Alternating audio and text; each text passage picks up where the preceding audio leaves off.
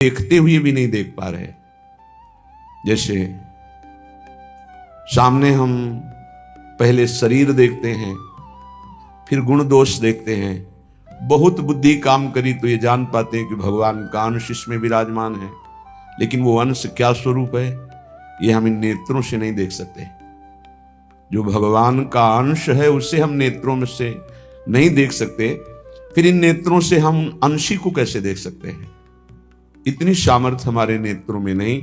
इसीलिए वही अंशी प्रिया प्रीतम मिलित रूप होकर के युगल सरकार ही अर्चा विग्रह के रूप में अपने आप को प्रकट किया। ये अर्चावतार है।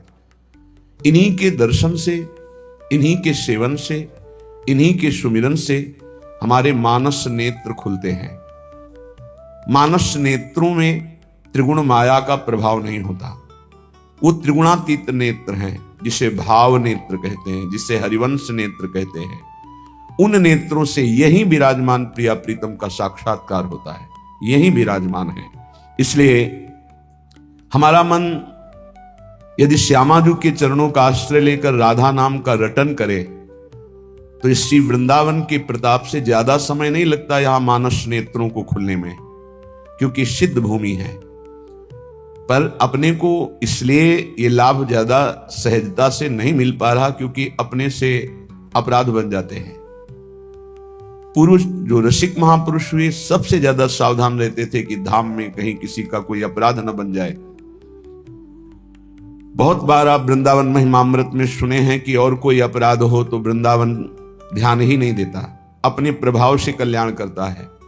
लेकिन ये परम वैष्णव धाम है। यदि ब्रजवासियों का, वैष्णव जनों का, भगवत प्रेमियों का अपराध बन जाए तो कितना भी भजन किया जाए वो भजन प्रकाशित नहीं होगा, अर्थात हमारे मानस नेत्र नहीं खुलेंगे, हमें भावदेह की प्राप्ति नहीं होगी। इसलिए अपने मन को नाम में निरंतर लगाया जाता है। तो नाम के प्रभाव से पहली बात तो अपराध बनेगा नहीं, और दूसरी बात बनेगा तो टिकेगा नहीं। इतनी जलन होगी कि वो भस्म हो जाएगा अपराध। अब जब नाम निरंतर नहीं चलता और मनमानी आचरण होते हैं तो फिर वृंदावन एक पवित्र नगर जैसा दिखाई देता है, दिव्य धाम ऐसा अनुभव नहीं होता।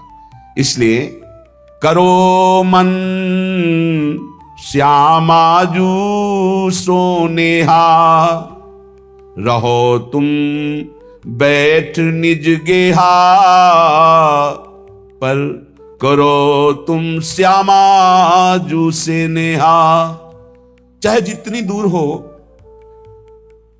आप हमारे प्रभु के नजदीक ही हैं।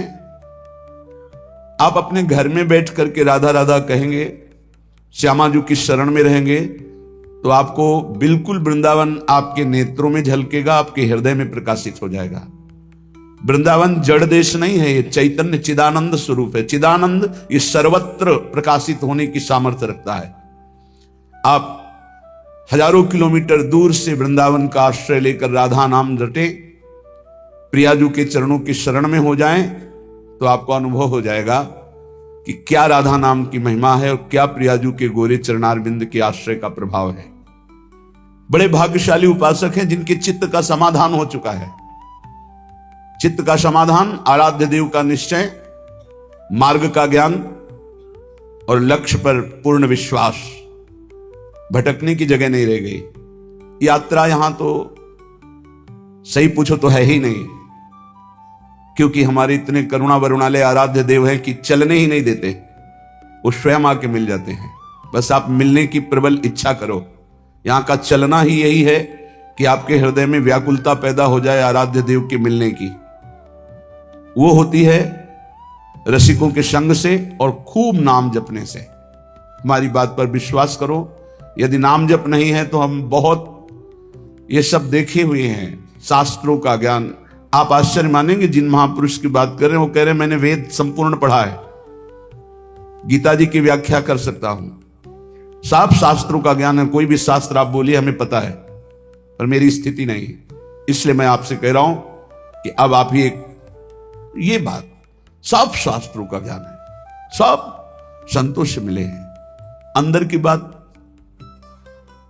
निरंतरता लक्ष्य में ना होना, सातु दीर्घ काल निरंतर सत्कार सेवी तो दृढ़ भूमि। हमारी प्रार्थना को समझना आप, वो कह रहे थे हमें वेदों का ज्ञान है, संपूर्ण वेद पढ़े हुए हूं। आप जिस शास्त्र को बोलेंगे वो सब शास्त्र, संपूर्ण महाभारत, इतिहासों में सर्वश्रेष्ठ, कोई ग्रंथ ऐसा नहीं जो हमने स्वाध्याय न किया हो। तो कमी क्या रह गई? यही बात एक वाराणसी से 65 वर्ष के आए हुए एक सन्यासी महात्मा ने कहा, वेदांत अनुशीलन करता हूं, गुरु सेवन करता हूं, रोज गंगा स्नान करता हूं, विश्वनाथ जी के 3 बजे प्रातःकालीन जल चढ़ाता हूं, दर्शन करता हूं, फिर भी मन अशांत है। वो वस्तु जो प्राप्त करना चाहिए वो नहीं प्राप्त है।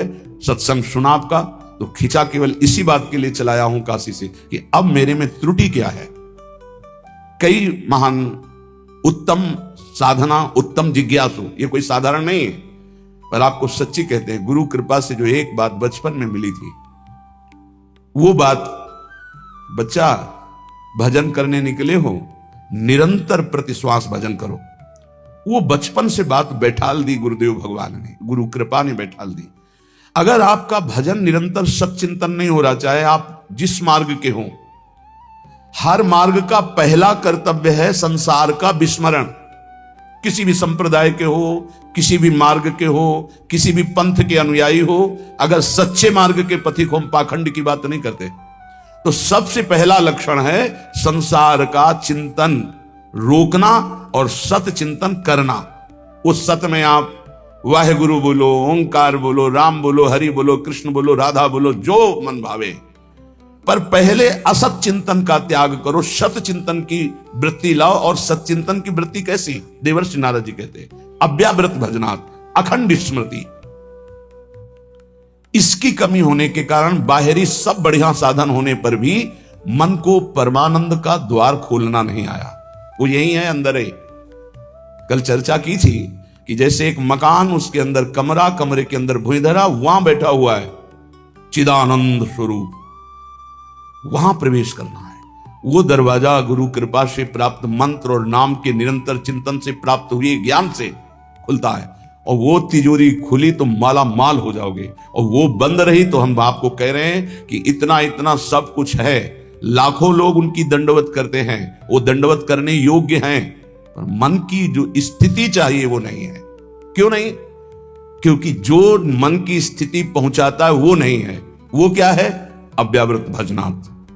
गोस्वामी जी की, तुलसीदास जी की बात बिल्कुल, आप चाहे जिस मार्ग के पथिक हो, सच्ची बात समझ लीजिए। बारी मथे घृत होए बरु, सिकताते बरु तेल, और बिनु हरि भजन न भवतरी या सिद्धांत अपेल। बिना निरंतर भजन के बात नहीं बननी है। तो यहां कह रहे हैं, करो मन श्यामा जू सोनेहा, रहो तुम बैठे निज गेहा, लगा है दांव ये देहा, न जाने योनि फिर के हा, चतुर जग में बड़ो कहिए, कौन? श्याम श्यामा के रंग रंगिए, ताप तन मन की जो सहिए, सदा श्यामा के गुण गहिए, जगत में जीव हरि प्यारा, सबन का श्याम रखवारा, जिन्हों के रूप रंग न्यारे, बनाए मैं इनकी जाऊं बलिहारे, सबन में दोष गुण मिश्रित, धरे हरि राखी निज आश्रित, विराजय आप अंतरहित, सबन में दूध में ज्यों घृत। बहुत सुंदर वर्णन। हे मन, तुम कहीं भी हो, भागने की जरूरत नहीं। इसे बहुत अच्छे से समझा जाए। आप कहीं भी विश्व में भागकर चले जाएं, यदि भजन नहीं हो रहा तो आपका मन निर्विकार नहीं होगा, और विकारी है तो आप गंगा में खड़े होकर भी शांति नहीं पाएंगे। करोड़ों गंगा जी इस वृंदावन की रजकण की समानता नहीं कर सकती। गंगा जी भगवान के चरणारविंद का धोवन है, चरणामृत, और स्वयं प्रभु प्रेम स्वरूप प्रियालाल यहां खेलते, तो समानता कैसे हो सकती है? क्या आपको वृंदावन में जो वृंदावन का प्रभाव है अनुभव में आ रहा है? हर समय प्रेम उमगन, हर समय रूप माधुरी की छकन नहीं है। क्यों? क्योंकि नाम जप नहीं। जितना नाम जप करेंगे उतना ही प्रकाश होगा, और वो यहां आप आओ या ना आओ। कल किसी साधक ने प्रश्न किया, जब मैं वृंदावन वास की बात सोचता हूं तो मेरा भाव कम हो जाता है, क्योंकि मेरी क्षमता नहीं कि मैं यहां के गुण दोषों से अपने मन को बचा पाऊं। जब मैं दोष देखता हूं तो मेरा भाव बिगड़ता है, इसलिए दूर रहकर जब मैं वृंदावन का भाव करता हूं तो बहुत रोना आता है वृंदावन के लिए। तो आपका इस पर क्या आदेश है? वृंदावन के प्रति भाव और चिंतन बने, बस यही खास बात है। रहो दूर, वृंदावन को चिंतवन यह दीप और बार, कोटि जन्म के अघतमय काट करे उजियार। और यहां बसकर दूसरों पर दोष दर्शन करके निंदा आदि करोगे तो पतन हो जाएगा। ठीक है, तुम कभी मत आओ, दूर रहो, सत्संग सुनो, वृंदावन का भाव करो। एक दिन ऐसा आएगा कि रोकर भाग कर आओगे, तब तुम्हें वृंदावन अपने प्रभाव से प्रभावित करके चिदानंद दृष्टि देगा। खूब पहले भजन करो। ये कोई साधन भूमि नहीं है, ये सिद्ध भूमि है, ये प्रेम भूमि है। यदि आपका भाव बिगड़ता हो तो हम कह रहे भाव बनाओ। भावोत्सवेन भजताम रस कामधेनु, जैसे बने वैसे भाव बनाओ। और अगर ये भाव बन जाए कि वृंदावन के बिना हम जी नहीं सकते, तब तो हो गया। फिर क्या है? फिर कोई जरूरत नहीं। बिल्कुल बिल्कुल आप समझ लो, कोई जरूरत नहीं किसी साधन की। सब इसी भाव से ऐसे दिव्य साधन होते रहेंगे जो कोई अहंकारी कर ही नहीं सकता साधन। करो मन श्यामाजू सो नेहा, बस एक बात मान लो, हमारे माई श्यामाजू को राज मान लो, फिर आप जान जाओगे और देख लोगे इस मंत्र का क्या प्रभाव है। ये सब एक एक अक्षर मंत्र है। श्याम श्यामा प्रगट प्रगट अक्षर निकट प्रगट रस स्रवत अति मधुर वाणी। ये हम जो चिल्लाते हैं ना, हमारे माई श्यामाजू को राज, ये कोई साधारण बात नहीं। देख लेना आप, इसका प्रभाव देख लेना। तुम अपने घर में रहकर ही प्राप्त कर सकते हो। तुम्हारी सामर्थ्य नहीं कि आप हर महीने 2 महीने में वृंदावन आओ। जब आपको भगवान कृपा करे, महारानी जो करुणा करे, तब आ जाओ। वृंदावन आना कोई खिलवाड़ समझते हो? अत्यंत कृपा जब होती है, जिनको वृंदा विपिन है कृपा की नहीं की हो, तब वहां यहां आना, यहां दर्शन करना, यहां रहना हो सकता है। आओगे तो जो पाप ऐसा है वो जलाने लगेगा। कोई विरला ऐसा है जो श्रीधाम वृंदावन में निर्दोष दृष्टि करके भगवत भाव में डूबता है। नहीं, ये राजधानी है, यहां सैनिक नहीं, यहां सुभट है, सेनापति यहां है। यह सर्वत्र काम प्रहार करता है, लेकिन यहां स्वयं काम मौजूद है। क्रोध मौजूद, ये जैसे राष्ट्रपति भवन की विशेष सुरक्षा, ऐसे ये सब भगवत पार्षद है। काम क्रोध लोभ मोह मद मत्सर, इनका घेरा लगा हुआ है। ऐसे प्रवेश थोड़ी होता है चिदानंद वृंदावन धाम में। इन पर पूर्ण विजय प्राप्त वो श्यामाजू के गोरे चरणारविंद की ठसक से होती है। परम शीतल आश्रयामी, जब इन चरणों का आश्रय लेते इतनी शीतलता होती, काम आदि का कोई भी प्रभाव नहीं पड़ता। साधना करके भी इनको निष्प्रभावित नहीं कर पाया गया, और गोरे चरणारविंद की ठसक आते ही ये तिनके के समान हो गए। जो त्रिभुवन विजेता काम क्रोध लोभ है, ये तिनके के समान हो गए। सच्ची मानना, इन गोरे चरणारविंद का एक अद्भुत प्रताप है, जिनको स्वयं अखिल कोटि ब्रह्मांड नायक परात्परीश अपने वक्षा स्थल पर ऐसे प्रकट रखते हैं। हृदयर्पितम, हृदय में अर्पित ऐसे करते हैं। परम शीतलमाश्रयामी, लालजू के हृदय में उनका हम आश्रय लिए। करो मन श्यामाजू सो नेहा। और एक अंदर की बात तुम्हें बताते हैं, हमारी श्री जी कभी किसी भी अपराध पर किसी के ऊपर गुस्सा नहीं होती। इसका दुरुपयोग मत करना, क्योंकि श्री जी तो गुस्सा नहीं करती, पर लालजू भी थप्पड़िया देंगे जो ज्यादा उद्दंडता करोगे। तिनकर काल रूप में भ्राता। अर्जुन पूछ रहे हैं, कौन हो प्रभु? ये आपका विकराल रूप, इतना विस्तार, मैं थर थर कांप रहा हूं, मेरी सामर्थ्य नहीं, मैं देख सकूं। इस समय मैं बढ़ा हुआ महाकाल हूं।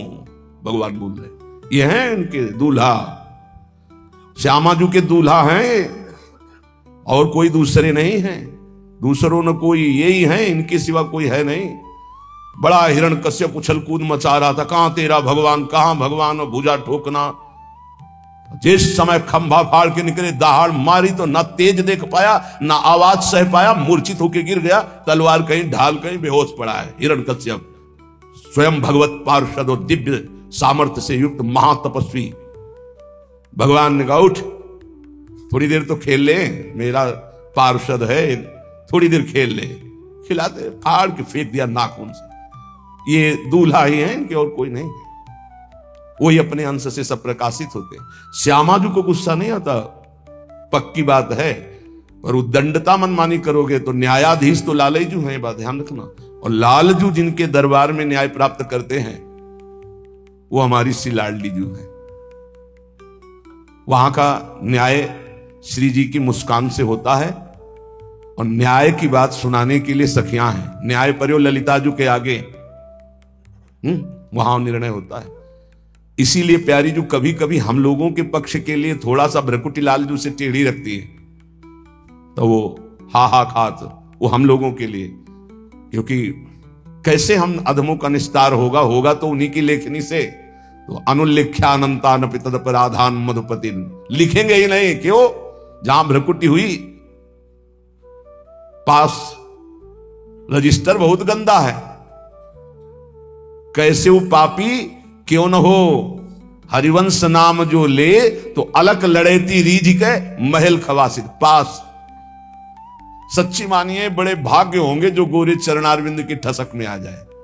जैसे एक प्रश्न ने, अब कुछ बातें ऐसी होती है जो कैसे बोले कि आप जगदम्बा और राधा जी में क्या भेद करते हैं, राधा जी ही जगदम्बा है, जगदम्बा ही राधा जी हैं। तो सिद्धांत की शैली से बोले तो हां, क्योंकि स्वामिनी जी के ही अंश से अनंत शक्तियों का प्रादुर्भाव हुआ है। समस्त शक्तियों की मूल श्री स्वामिनी जी हैं, और समस्त शक्तिमानों का मूल श्री लालजू महाराज हैं। इसलिए हां, और स्वामिनी जी अद्वितीय है, इनके जैसा यही है। देवलोक भूलोक रसातल सुन कवि कुल मति डरिए, सहज माधुरी अंग अंग की कई कासों पट तरिए।